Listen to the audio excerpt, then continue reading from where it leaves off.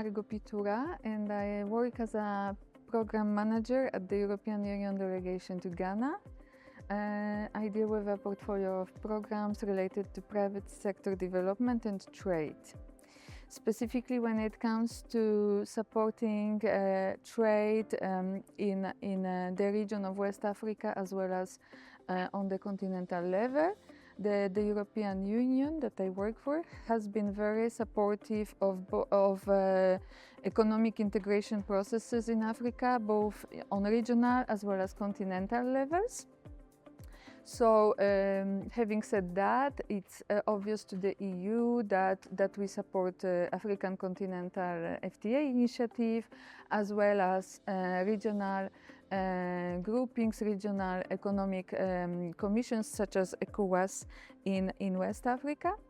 And to give you some tangible examples, we are actually active in basically every sphere that AFCFTA and its protocols relate to.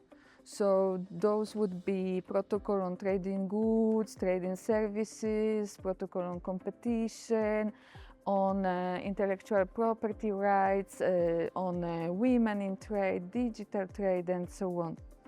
And trickling it or narrowing a bit down, for example, in Ghana and in the region, we have had this program West Africa Competitiveness that we called WACOMP as well. And in this one, we've been working with SMEs on the improving of the quality base of products, improving yields, on good agri and agribusiness practices, and then last but not least, value addition, processing, packaging, and preparation of the products of those entrepreneurs for exports, either at the regional market, ECOWAS in this case, or beyond within AFCFTA space, or even outside of the continent.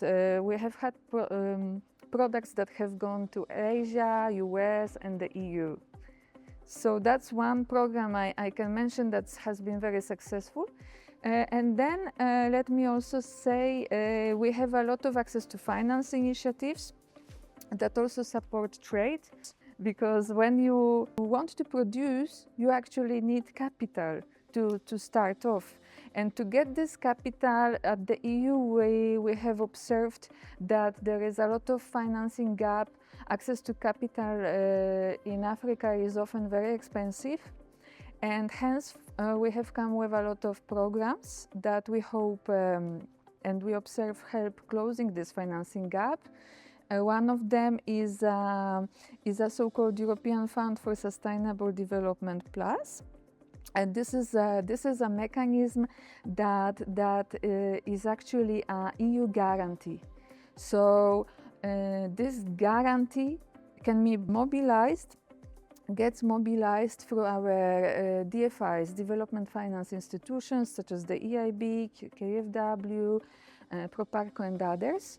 Those DFIs contact and negotiate and sign contracts with local commercial banks and also quite often venture capital funds. And then they start lending to SMEs. So this is a mechanism that allows de-risking and more availability of loans in the local ecosystems, because in case of default, the EU budget can be mobilized to cover for the loss. Maybe last thing I had to mention quickly is the initiative we call Team Europe Initiative on investing in youth businesses in Africa, the IYBA.